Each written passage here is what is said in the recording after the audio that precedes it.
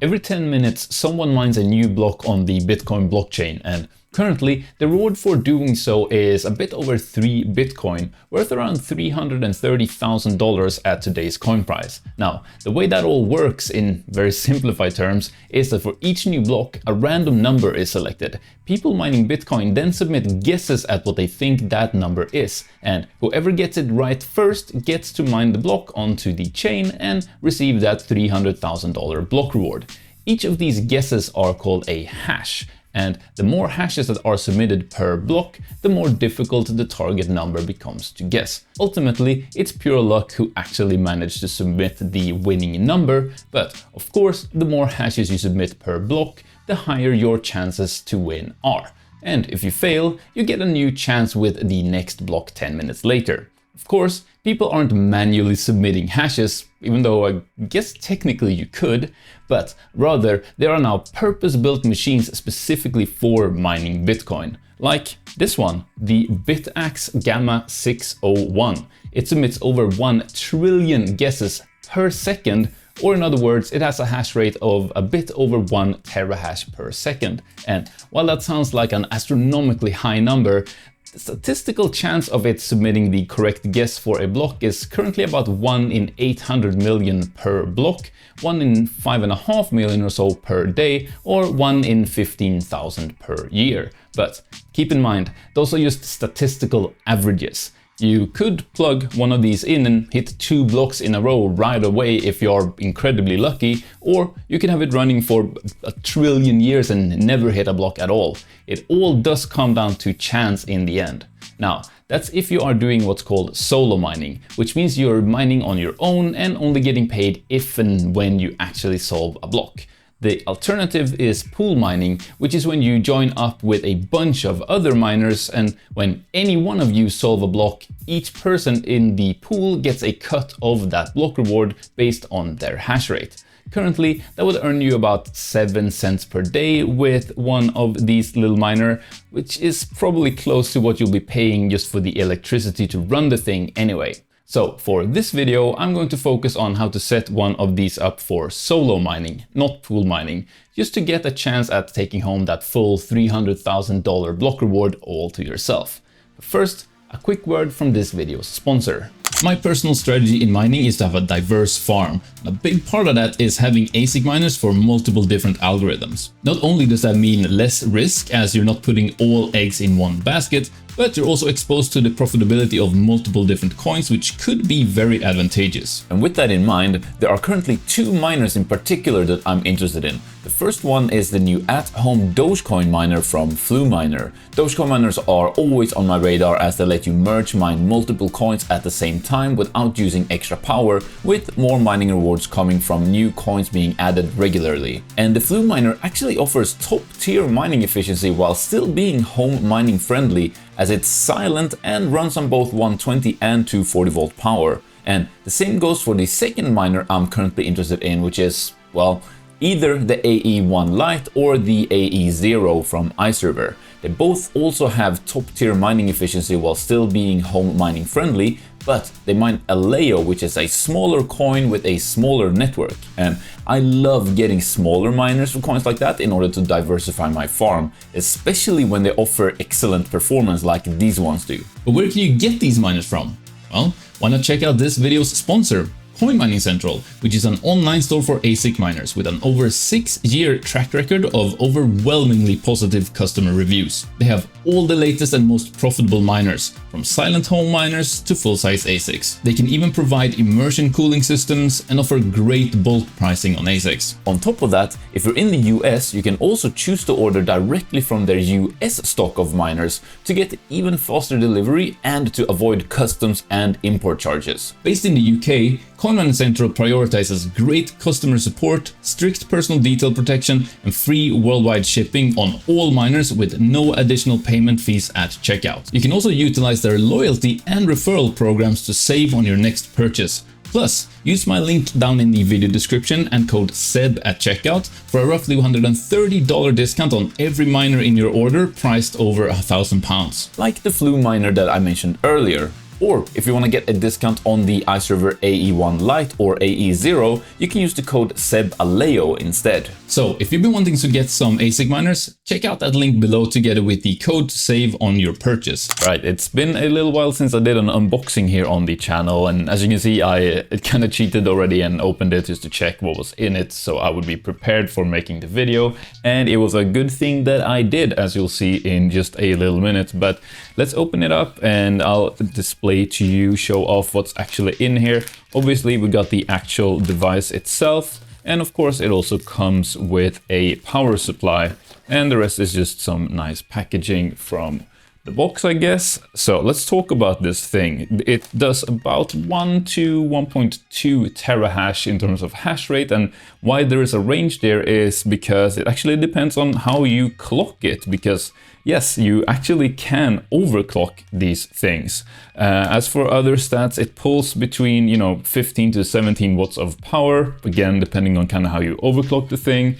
And it costs about $170 from Coin Mining Central, and that is also where I got this from Coin Mining Central. And I believe you can actually use code 𝗬𝗪SOLO to get, I believe it's about 8% off. I'm not 100% sure on the exact discount, but you can definitely use the code 𝗬𝗪SOLO to get a little bit of a discount on your solo miner if you do get one from there. So here we go. There were two things there in that little bag, anti-static bag, the actual BitAxe itself, and the little display, which you just attach like this, I guess. There we go. And that also has a little protective film on it to peel off. So that's done. Now, I want to talk a little bit about just different Bitcoin miners, I guess, because obviously there are Bitcoin miners in, all different sizes and power levels and all of that. And, you got very, very, from very, very tiny, just like little USB stick looking things that, get a very, very small amount of hash rate. And then you also have everything up to like massive industrial mining machines that pull, tens of thousands of watts of power and need these like big water cooling systems hooked up to them and all of that. And of course, everything in between as well. Now, the reason why I wanted to kind of highlight this one on my channel is because I believe this kind of offers the best mix of affordability, power efficiency, and ease of use for people who are wanting to get set up with, solo mining Bitcoin at home, but with still having a, somewhat realistic actual chance of solving a block. And I think that is right where this specific device sits, the BitAxe Gamma 601. Now, there are, of course, cheaper alternatives that do get a lot less hash rate, but kind of still uses a similar amount of power as this one does. And there are also more expensive ones that also get more hash rate, but then of course uses a lot more electricity as well. And kind of as I mentioned, to me this one kind of sits right in the middle of all of that, in that nice little sweet spot of not costing too much, getting a decent amount of hash rate still, and not pulling that much power for the amount of hash rate that you get. It's actually quite efficient. It has pretty good mining efficiency. And the reason for that is because this little device actually uses the same chip as is being used in the S21 series of Bitcoin miners from Bitmain, which are essentially the most high-end Bitcoin miners that are currently available to buy on the market. So with the, the BitAxe here, you are essentially getting kind of a mini version of those S21 miners. And as I get into the power supply here, there is one more thing that I want to mention about the BitAxe as well, and that is that the whole BitAxe project is actually open source. So that might matter a lot for some of you guys, and obviously it's pretty cool. It's a good effort by them. So yeah, I just thought I should mention that. Now, this is why I said earlier that I was glad that I opened this beforehand, and Some of you might not notice any issue here. Some of you might notice it. But the issue here is that this is an American plug and I live in Europe. So it was a good thing that I opened this off camera first so that I had the chance to go out and get myself one of these little universal plug converter thingy here. So I can just do this and now I can actually use this in my wall sockets. And don't worry, I've double checked. So this charger, this power supply that it comes with does work on anything from 100 to 240 volts. So it will work kind of natively just with an adapter like this in Europe. There's no kind of conversion issues or anything like that. So yeah, glad I checked. And now I'll just plug this in off camera and we'll run through setting this thing up. All right, I just plugged the charger in here and I figured let's just plug this into power together. There we go. That should now be plugged in. Hey, am I getting something on the screen here? I don't know if you can see that or not. Now, one thing I will say, it didn't come with any sort of stand or anything. So what I did is I just ripped a piece of the box that it came in and I'm just going to lie it down on that box, piece of cardboard, and you guys can tell me if that's a good or bad idea down in the comments. So yes, to kind of go further with the setup here, what you need to do is it creates a small Wi-Fi network that you then have to connect to. So if I'm reading on this little screen here, it says configuration SSID BitAxe 316D. So I am just going to connect to this Wi-Fi with my phone. So obviously it's just like connecting to any Wi-Fi with your phone. So let me just do that quickly here. Yeah, I can see on my phone here on my list of Wi-Fis, there is a Wi-Fi called BitAxe 316D. So I will just click on that. So there we go. Now you can see I'm actually in the Axe OS here. So this is the BitAxe's own little operating system or firmware. Let's start by hitting network here because it won't be able to mine if it's not connected to the internet. So right now my phone is connected to the Wi-Fi that the BitAxe has created, but I need to connect the BitAxe to the Wi-Fi that I have here in my home. So I just need to fill in the device settings here. So I'll do that quickly. All right, so I've done that and now I'm just hitting restart in the little interface operating system thing here on my phone. And as we can see, the BitAxe now restarted. Well, I don't know if you can see it, I'm sorry. But what has happened now is that the BitAxe actually has restarted. It kind of kicked me out on my phone because obviously the thing shut down and then started back up again. And it is now actually, this is interesting. You can see it up and mining now already. That was really quick. And yeah, you can see we're getting about 1.2 terahash per second here. Not bad.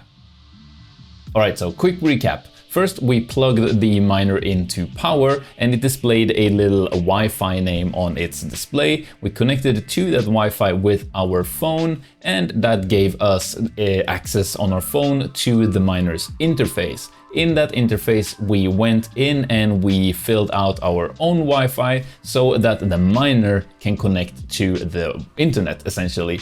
And now what we're gonna do is we're gonna actually input our own settings into the miner to make sure it's actually trying to solo mine to our wallet and so on. And the way to do that is if we're looking on the little screen of the miner now, it is displaying a small IP number on there. It essentially says BitAxe IP and then an IP address underneath it. And what we're gonna do is we're just gonna go on any device that's connected to the same internet connection as the miner is, so any same Wi-Fi as the miner is.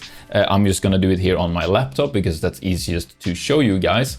And then in my web browser on that device, I'm going to enter that IP address and hit enter. And that's essentially going to take me to this page. So this is now my laptop connecting to my miner, and as you can see, it is displaying the sort of desktop version of the miner's operating system or firmware here. So this is where we can see all of the little stats of how it's performing. As you can see, it is already up and mining, getting about 1.08 terahash per second. You can see the mining efficiency in terms of joules per terahash or watts per terahash, how many shares it's submitted, how many of those were rejected, and so on. You can see the hash rate over time, the temperature over time, and so on, the power it's using, heat, and all of that stuff. But what we're interested in is setting up our own sort of mining settings for it, right? So in the intro of this video, I talked a little bit about the difference between solo mining and pool mining, but actually, we're gonna use sort of the best of both worlds here, because we're gonna use what's called a solo pool, which essentially means it's just as easy to set up in terms of, you know, mining as a pool would be, you know, mining to a pool, but as opposed to mining to a pool where you're having to share in the mining rewards with all of the other people on that pool, we instead just are solo mining. So hence the name solo pool, right? And most of these, you know, when you mine on them, they let you keep the full block reward if you do find a block with your miner, minus usually a small pool fee, which would usually around 1 or 2% or something like that.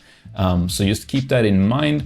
And the solo pool that I am going to go with is this one, ckpool.org. And you can find that pool by just going to solo.ckpool.org. And yeah, as you can see here, note, this is not a pool despite its name. It's a service to allow miners to mine solo blocks, as you cannot mine directly to a Bitcoin core node. There you go. So if you want to learn more about ckpool, all the information is there. We'll have a further look at it in just a bit, but first we are just going to go into our settings here in the BitAxe OS. And as you can see here, it is currently just solo mining to, I guess, the manufacturer's wallet address, and it is using publicpool.io. And it is using solo CK pool, the one that I want to be connecting to, as the fallback pool. And essentially a fallback pool is a sort of backup pool where if it's unable to connect to your main choice of pool, it will then try to connect to your fallback pool. So to show this off, I'm just going to change the main pool here to CK pool, and as you can see here, the Stratum host is just solo.ckpool.org, and the port number there is just 4 threes, right? 3333. I'm not going to change this address, but I'm going to name this maybe BitAxe 𝗬 or something like that, and just to be able to identify it.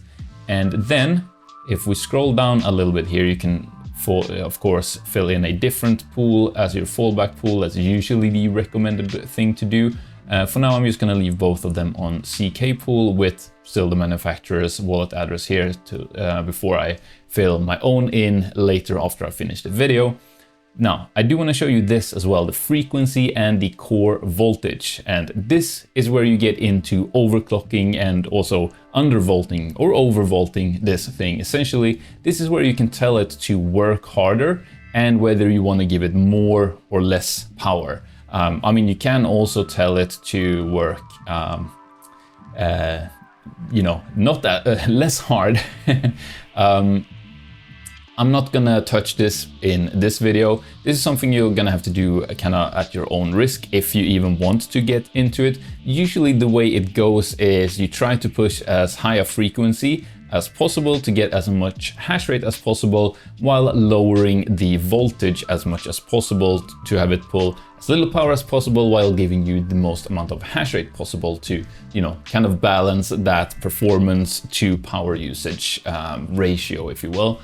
But if you're trying to push it too hard, either in terms of frequency or voltage, it might crash and it could potentially even break, most likely not. But just do keep that in mind that when you are doing these things. Now, there are some other settings here, like you can switch between dark mode and light mode, you can update the firmware on the thing and so on, but I'm happy just switching the pool for now, well, solo pool. So I'm going to click save here, and then the next thing is that I need to restart, because as you can see here, you must restart the device for saving, after saving for changes to take effect. So that is what I'm going to do now. And I can actually now hear the miner slowing down a little bit. I can see that it is rebooting because it's flashing the BitAxe logo on the display there. And I'm expecting it to be up and mining again in no time. So what I'm going to do is, this is how you can check on your solo mining results, I guess, or performance, is to go back to the CK Pool website here at solo.ckmining.org, and you can just scroll down to this little, I guess, text box here, where it lets you paste in your Bitcoin wallet address. So I've just copied the wallet address here, which again is just the manufacturer's wallet address that was in here when I got the thing. And I'm just going to paste that in here and hit enter. And here we can now see all the different devices that are solo mining to this specific wallet address. So you can see here we got a BitAxe, we have a 𝗧𝗏𝗏𝗘𝗥, someone named Tony P. So all of these rows, I know this kind of looks like code, but it's not that hard to decipher it after I kind of walk you through it here. So these are all the different miners that are, or devices that are mining to this specific wallet address. So if I scroll down here, I should be able to find, here we go, BitAxe 𝗬𝗏, the one that I just set up. And as we can see here, hash rate 1 minute is in the last minute. It's had an average hash rate of 704 gigahash per second. In the last 5 minutes, it's, you know, obviously not been on for that long. So it's probably not even been on for a full minute. That's why it's not even at 1 terahash yet. And you can see the average hash rate for the last 5 minutes, average hash rate for the last hour, average hash rate the last day, 7 days, and so on. You can also see the last share that it's submitted. Don't worry if you don't know what that is.